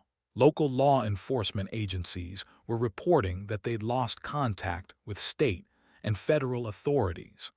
National Guard units were requesting permission to withdraw from positions they could no longer hold safely. Civilian emergency services were announcing that they were suspending operations in areas where their personnel had been attacked or threatened. Most concerning were the reports from medical facilities throughout Arizona. Multiple hospitals were reporting that they were evacuating patients and staff after incidents involving what they described as coordinated attacks by groups of violent individuals. The terminology was different from what we'd heard in Colorado, but the underlying pattern was identical. Johnson interpreted these reports to mean that the contaminated blood supply had affected Arizona's medical system just as severely as it had affected Colorado's hospitals. But the outbreak in Arizona was happening later, and in a more dispersed pattern, which was making it harder for authorities to coordinate effective containment measures. Jennifer asked me whether this meant that her relatives in Phoenix might still be safe if the outbreaks were just beginning. I explained that the dispersed timing actually made the situation more dangerous, not less. Instead of dealing with a single large outbreak that could be contained, Arizona authorities were facing multiple simultaneous crises that were overwhelming their ability to respond effectively. Moreover, the delay between the initial contamination and the start of outbreaks meant that infected individuals had had more time to travel and spread the contamination to new areas. Phoenix's large population and role as a transportation hub meant that the infection could spread throughout the southwest region much more quickly than it had spread from Denver. As we continued south through the desert, we started seeing physical evidence that confirmed our radio intercepts. Military convoys were moving away from population centers rather than toward them. Aircraft were conducting evacuation flights that appeared to be removing personnel from facilities rather than bringing in reinforcements or supplies. Most telling were the civilian vehicles we encountered heading north toward Utah and Colorado. These weren't random refugees fleeing specific incidents. They were organized evacuations that included families with children, elderly people, and substantial amounts of personal belongings. The evacuees we spoke with briefly at fuel stops told us that Phoenix and Tucson were experiencing what they described as complete breakdowns in basic services. Power grids were failing due to attacks on electrical infrastructure. Water systems were being shut down after reports of contamination. Food distribution was being disrupted by violence at grocery stores and warehouses. The evacuees were leaving not because of direct threats from infected individuals, but because the cities were becoming uninhabitable due to infrastructure collapse. I realized that our original plan to reach Tucson and find my sister Maria was no longer realistic. Even if Maria had survived the initial stages of the crisis, she would likely be caught up in the mass evacuation that was apparently underway throughout southern Arizona. Finding her in that chaos would be nearly impossible, and attempting to enter Tucson might put our entire group at risk. Carlos's fuel depot was starting to look like our best option for gathering current information and planning our next moves. But reaching his facility would require crossing territory that was increasingly unstable and unpredictable. The roads we needed to use passed through areas where local authorities had apparently lost control, and where other travelers might pose as much danger as infected individuals.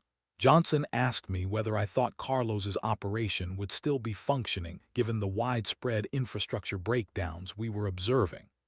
I explained that independent fuel traders like Carlos were often better positioned to survive disruptions than larger commercial operations because they maintained their own backup systems and had fewer dependencies on external suppliers.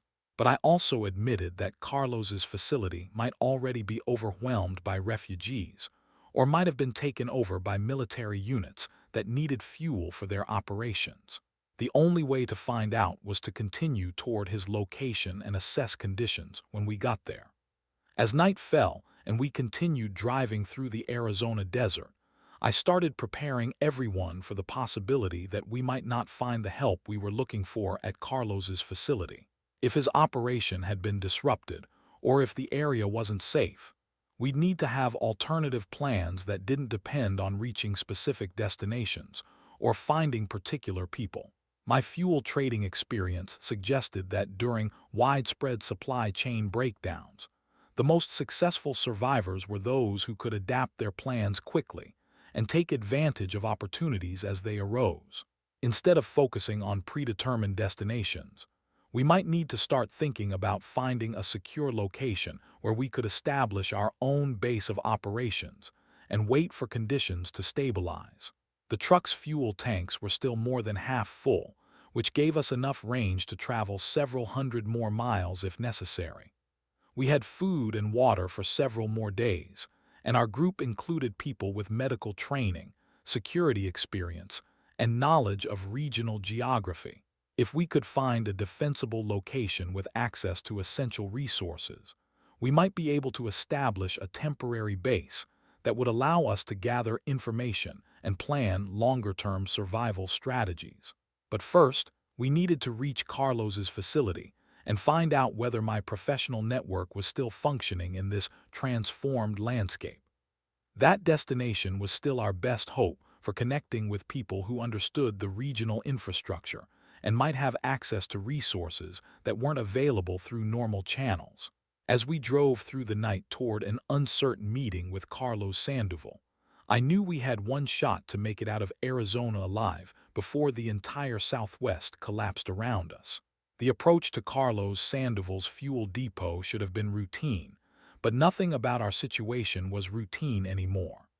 As we crested the ridge that overlooked his facility, I could see that the complex was still operational, but had been significantly modified since my last visit 6 months earlier. The perimeter fence had been reinforced with additional barriers, guard towers had been constructed at strategic points, and the main gate was now equipped with what appeared to be military-grade checkpoint equipment. More concerning was the volume of traffic around the facility. Under normal circumstances, Carlos's operation served maybe 20 vehicles per day, mostly long-haul truckers and local commercial traffic. But I could count at least 50 vehicles in the parking areas, and more were arriving and departing regularly. This wasn't normal commercial activity. It looked more like a refugee processing center or military staging area. Johnson used his binoculars to observe the checkpoint procedures at the main gate. He reported that everyone entering the facility was being questioned extensively and searched before being allowed to proceed. Some vehicles were being turned away after brief inspections, while others were being directed to different areas of the complex based on criteria that weren't obvious from our observation position. Sandra asked whether we should approach the facility directly or try to make radio contact with Carlos first.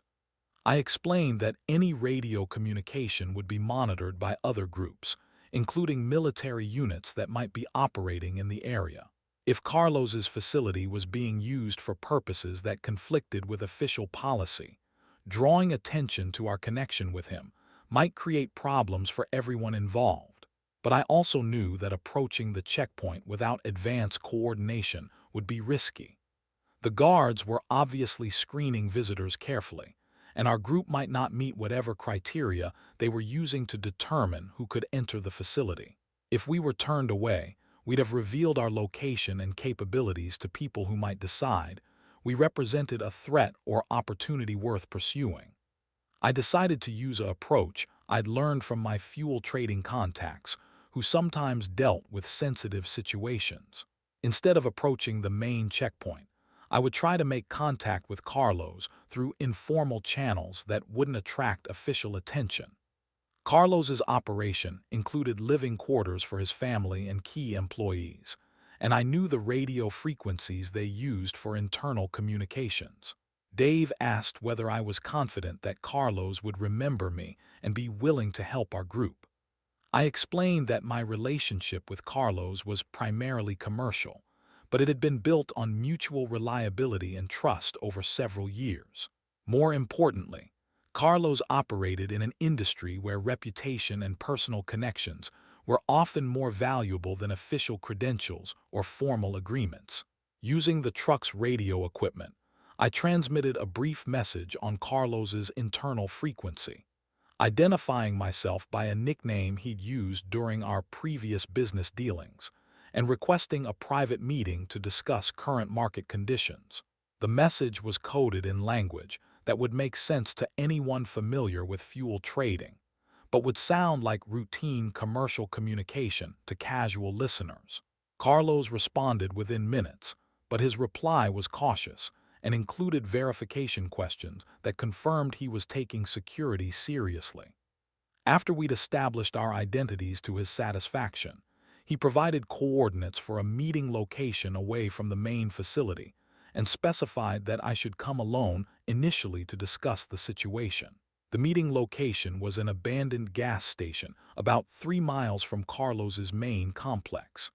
As I drove there alone, leaving the others with the truck at our observation point, I had time to think about how much the crisis had changed everything about the relationships and procedures I'd relied on during my normal business operations.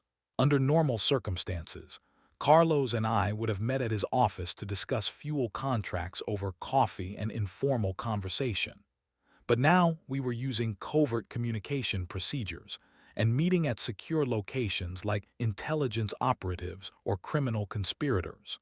The transformation of normal business relationships into survival networks was happening throughout the region as people adapted to the breakdown of official systems.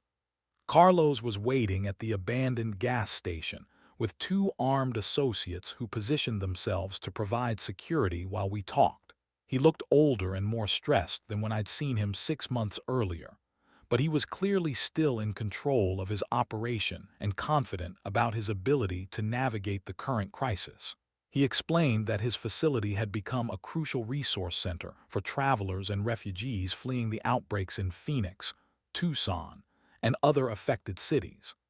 But he was also providing services to military units, law enforcement agencies, and other groups that were operating in the area with varying degrees of official authorization.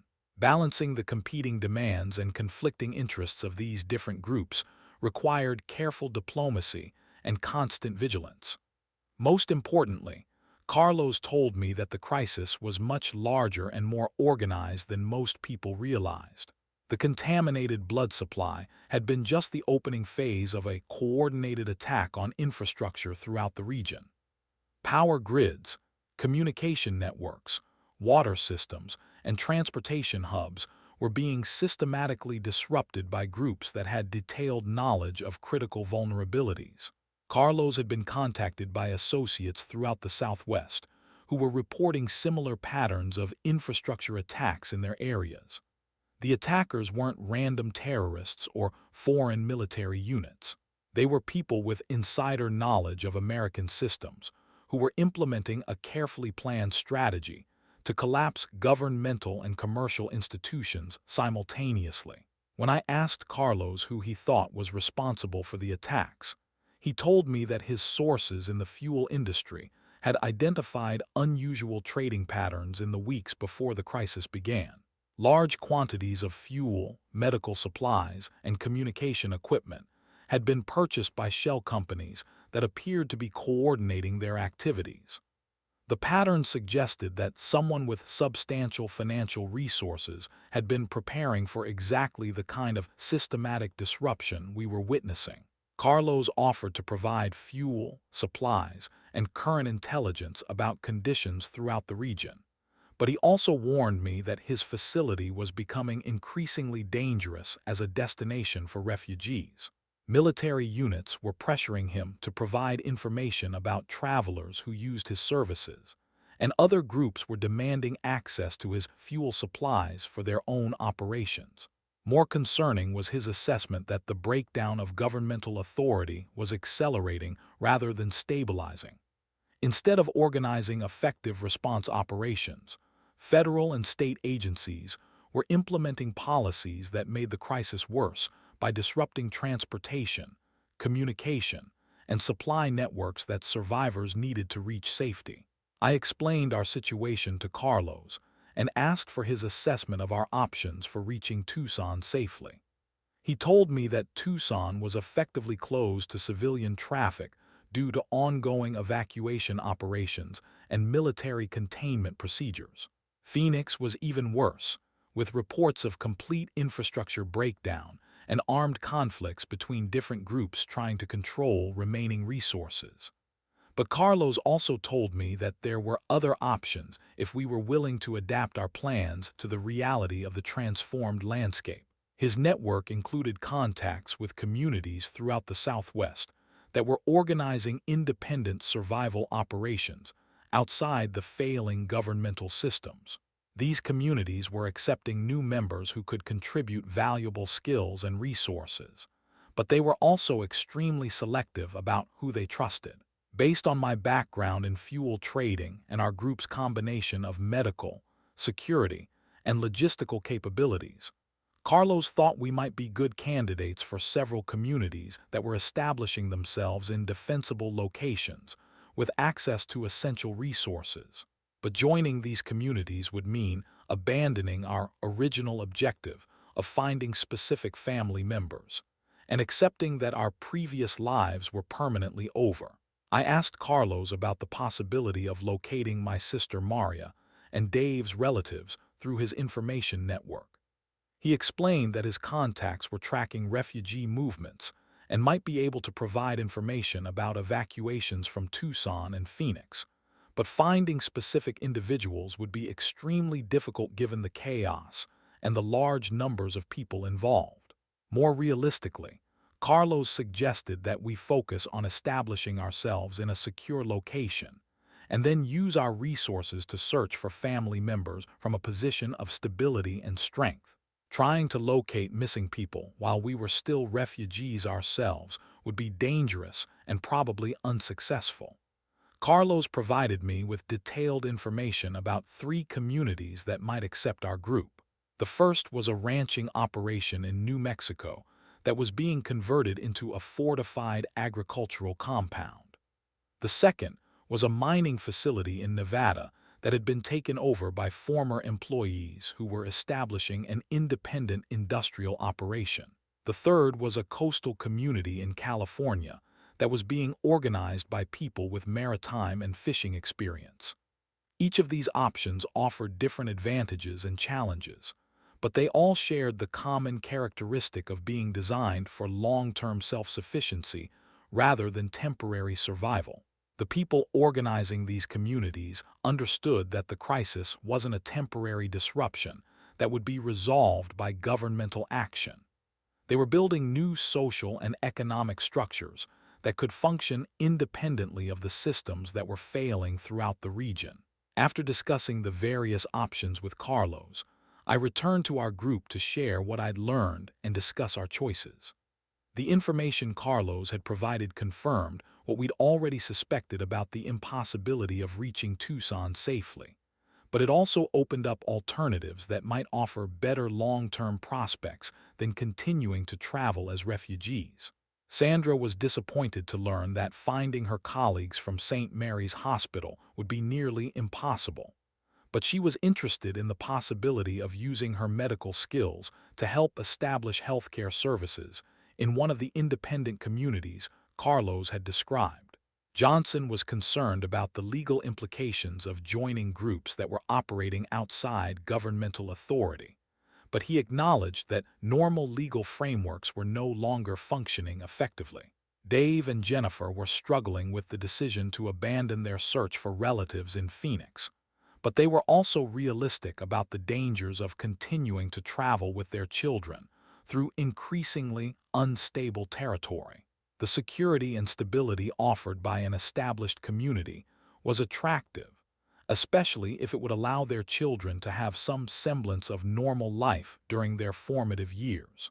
I explained that joining one of these communities would require us to contribute our resources, including the truck and our remaining supplies, to the collective effort. We would also need to accept the authority structure and decision-making processes that each community had established. This meant giving up some individual autonomy in exchange for the security and resources that came with group membership. After extensive discussion, we decided to head toward the ranching operation in New Mexico that Carlos had recommended. The agricultural focus appealed to everyone because it offered the possibility of food security, and the rural location would be easier to defend than urban or industrial facilities. More importantly, the community's organizers had specifically requested people with fuel trading experience to help manage their transportation and supply networks. Carlos provided us with detailed directions to the ranching operation and contact information for the community's leadership. He also gave us a letter of introduction that would help establish our credibility when we arrived. Most importantly, he warned us that the journey to New Mexico would take us through territory where several other groups were competing for control of transportation routes and resource centers. The most immediate challenge would be crossing the area around Albuquerque, where military units, refugee populations, and various independent groups were all operating simultaneously. Carlos's intelligence network had identified at least 3 different checkpoints along our planned route, each controlled by different organizations with different objectives and procedures. Military checkpoints were focused on controlling population movement and identifying potential security threats. They would likely detain us for processing regardless of our destination or intentions. Refugee processing centers were overwhelmed and were turning away anyone who didn't meet specific criteria for assistance. Independent groups were using checkpoints to identify travelers who might have valuable resources or skills that could be recruited or appropriated. Carlos suggested that we avoid all of these checkpoints by using alternative routes that he'd mapped through his fuel delivery network. These routes would add time and distance to our journey, but they would allow us to reach the New Mexico ranching operation without being intercepted by groups that might prevent us from continuing toward our chosen destination. As we prepared to leave Carlos's area and head toward New Mexico, I realized that we were crossing a threshold that would permanently separate us from the world we'd known before the crisis began. Up to this point, we'd been refugees trying to return to normal life in familiar places with people we'd known before the outbreak. But now, we were immigrants seeking to join a new community and build new lives in a transformed landscape. The psychological adjustment was difficult for everyone, but it was also liberating in some ways. Instead of focusing on what we'd lost and trying to recover it, we could start thinking about what we wanted to build and how we could contribute to creating something better than what had existed before the crisis. The journey toward the New Mexico ranching operation took us through some of the most challenging terrain we'd encountered during our entire escape from Colorado. The alternative routes Carlos had recommended were poorly maintained and required careful navigation to avoid getting lost in the desert.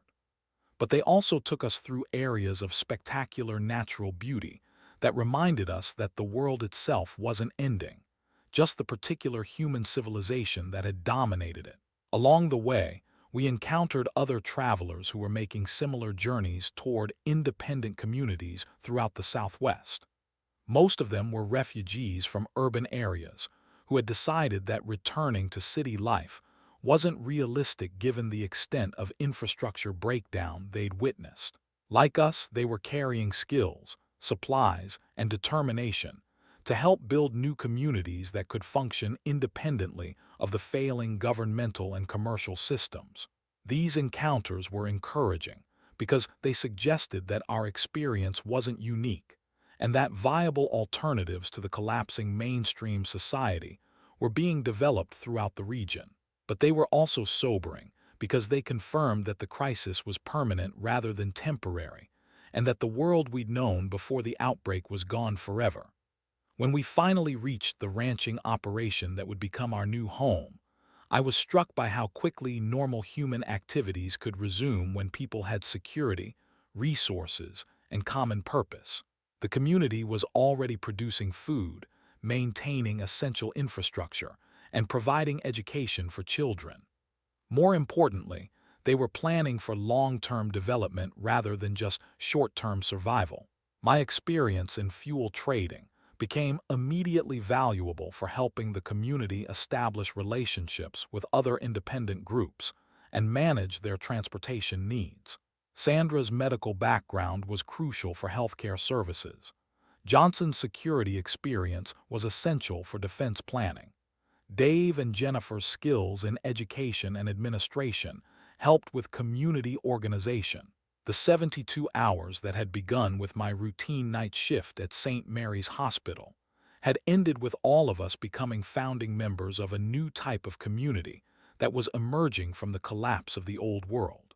The crisis that had started with contaminated blood supplies had revealed that the infrastructure we depended on was more fragile than anyone had realized.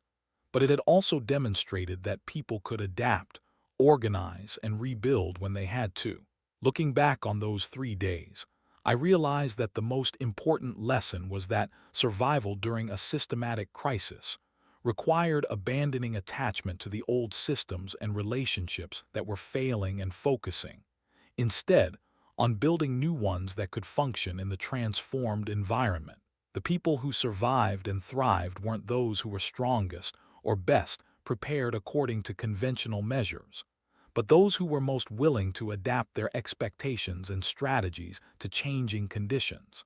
The fuel trading skills that had seemed like a narrow commercial specialty turned out to be valuable survival assets because they involved understanding supply networks, building relationships with reliable contacts, and adapting to disruptions in normal business operations. The night shift work at the hospital that had been just a way to earn extra money provided crucial insights into how institutional systems could fail catastrophically when their underlying assumptions were challenged. Most importantly, the crisis taught me that the networks of professional and personal relationships that we build during normal times can become the foundation for survival communities when normal times end. The contacts I developed through fuel trading led us to Carlos's facility, which provided the information and resources we needed to find a viable long-term solution to our situation. The world that emerged from those 72 hours was harder and less predictable than the one we'd known before, but it was also more honest about the realities of interdependence and mutual aid that had always been necessary for human survival. The independent communities that were being established throughout the region were experimenting with new forms of social and economic organization that might prove to be more resilient and sustainable than the systems they were replacing. For anyone who might find themselves in a similar situation, the most important advice I can offer is to focus on building relationships and developing practical skills rather than accumulating supplies or trying to predict specific scenarios. The crisis we experienced was unlike anything that emergency preparedness experts had anticipated, but the people who survived it successfully were those who could adapt their plans quickly and work effectively with others toward common objectives. The transformation from fuel trader and part-time hospital worker to founding member of an agricultural community happened because I was willing to abandon my original plans when they became unrealistic and pursue alternatives that offered better prospects for long-term success. The 72 hours that changed everything had ended, but the process of building a new life in a transformed world was just beginning.